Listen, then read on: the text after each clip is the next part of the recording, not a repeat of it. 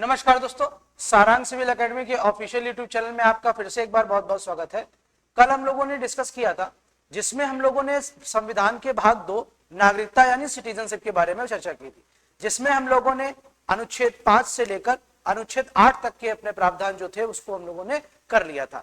अब उस नागरिकता के चैप्टर में भाग 2 में कुछ और अनुच्छेद बचे हुए थे, जैसे अनुच्छेद 9, 10 और 11। इसको हम लोगों को डिस्कस करना है, लेकिन सबसे पहले एक बार क्विक रिवीजन कर लेते हैं और उसमें समझते हैं कि हम लोगों ने 5 से लेकर 8 तक पढ़ा क्या था।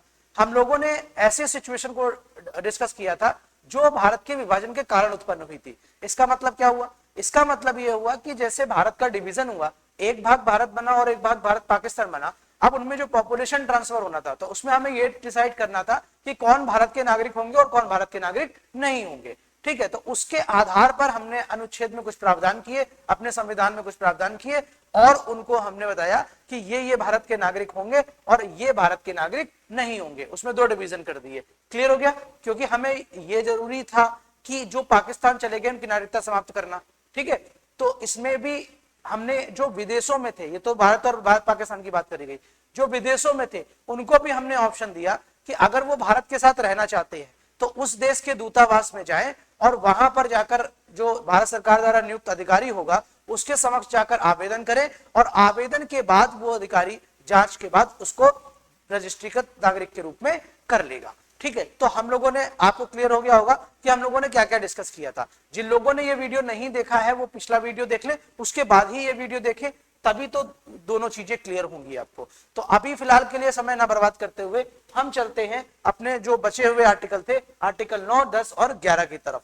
ये हम लोग डिस्कस करेंगे। इसके बाद फिर जो है हम लोग नागरिकता अधिनियम 1955 को डिस्कस करेंगे। क्लियर? तो चलिए पहले देखते हैं, सबसे पहले देखते हैं कि आर्टिकल 9 क्या कह रहा है।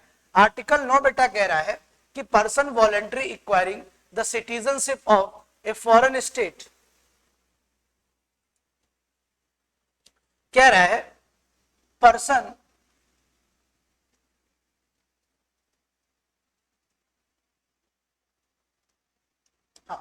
क्या कह रहा है? Person voluntary acquiring citizenship of a foreign state not to be citizen.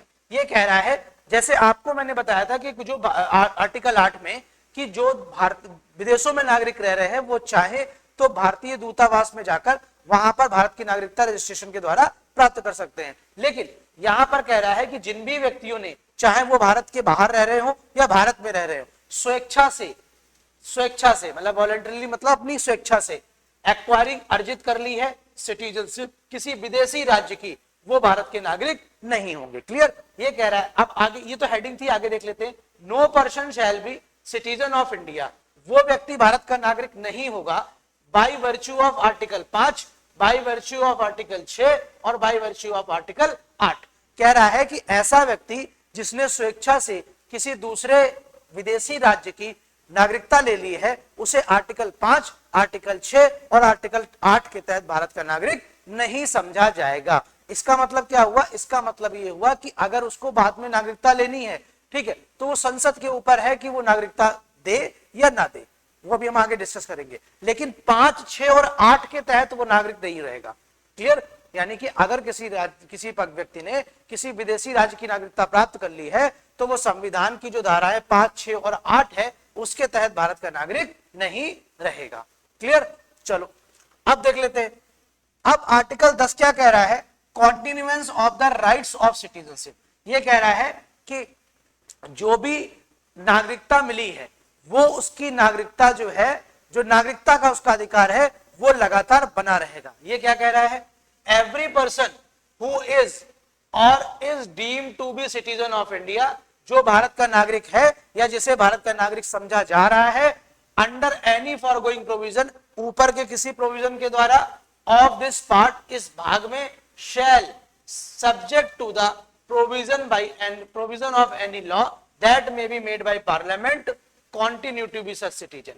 ये कह रहा है कि जो भी ऊपर वाले प्रोविजन के अनुसार भारत का नागरिक बन गया है वो भारत का नागरिक लगातार बना रहेगा, लेकिन उसको किसके अधीन रहना पड़ेगा? उसको रहना पड़ेगा संसद द्वारा बनाए गए किसी विधान के अधीन। ये कह रहा है कि जिनको भी हमने आर्टिकल 5, 6, 7 से 8 से 5, 6 और 8 से नागरिकता दी है वो भारत के नागरिक बने रहेंगे, उनकी नागरिकता बरकरार रहेगी, उसमें कोई कभी ऐसा नहीं होगा कि 1 साल के लिए 2 साल के लिए, वो कॉन्टिन्यूअस आपकी बनी रहेगी, लेकिन उसको अधीन किसके कर दिया गया है, संसद द्वारा बनाई गई कानून के अधीन कर दिया। क्लियर हो गया। चलिए अब अगला पॉइंट देखते। अगला कह रहा है आर्टिकल 11। आर्टिकल 11 कह रहा है parliament to regulate the rights of the citizenship by law. ये कह रहा है कि पार्लियामेंट जो है वो संसद में कानून पारित कर कर जो नागरिकता से संबंधित जितने भी प्रावधान है उसको रेगुलेट, उसको नियंत्रित कर सकती है।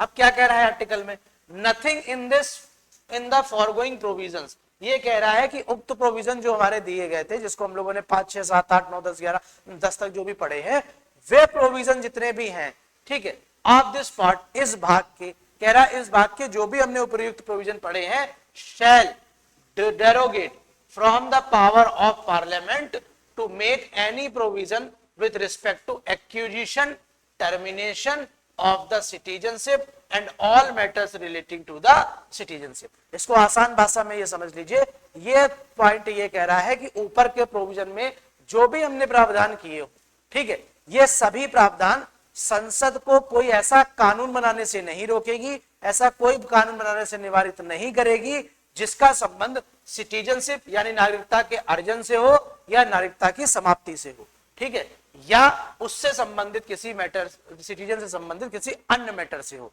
ठीक है। ये कह रहा है कि जो भी कानून संसद बनाएगी उस कानून के तहत वो चाहे तो किसी को नागरिकता दे सकती है और चाहे तो किसी की नागरिकता समाप्त कर सकती है या उससे संबंधित और प्रावधान जो है वो देख सकती है। तो क्या इस आर्टिकल का प्रयोग करते हुए, इस आर्टिकल से प्राप्त शक्ति का प्रयोग करते हुए संसद ने कोई कानून बनाया है? बिल्कुल, संसद ने एक कानून बनाया था बेटा, जिसका नाम था नागरिकता अधिनियम 1955, ठीक है, जिसको हम लोग कहते हैं सिटीजनशिप एक्ट 1955। इसमें समय समय पर संशोधन किए गए हैं और कुछ प्रावधान जोड़े गए हैं। अगले लेक्चर में हम लोग नागरिकता अधिनियम को समझेंगे और उसके विशेष प्रावधान समझेंगे। इसमें 2 लेक्चर लगेंगे, 2 वीडियो बनेंगे, तब नागरिकता अधिनियम आपका पूरा कंप्लीट हो जाएगा। नागरिकता अधिनियम कंप्लीट होने के बाद हम लोग चलेंगे अपने अगले भाग 3 की तरफ, जिसे हम लोग कहते हैं मूल अधिकार या मौलिक अधिकार। ठीक है, तो आज के लिए इतना ही है। हमारे दोनों पार्ट ये कंप्लीट हो गए। पिछला वीडियो अगर आप सिटीजनशिप का नहीं देखा है तो आप जाकर देख लीजिए। कल से हम लोग जो है नागरिकता अधिनियम डिस्कस करेंगे। ठीक है, तो आपका आज भाग 2 समाप्त हो गया। तो आप लोग ऐसे ही जुड़े रहिए, सब्सक्राइब कीजिए, अपने दोस्तों के साथ शेयर कीजिए, इंफॉर्मेशन अच्छी लगे, और ऐसे ही नए नए वीडियो हम आपके लिए लाते रहेंगे। ठीक है, आप भी हमारा उत्साहवर्धन करते रहिए। तब तक के लिए नमस्कार।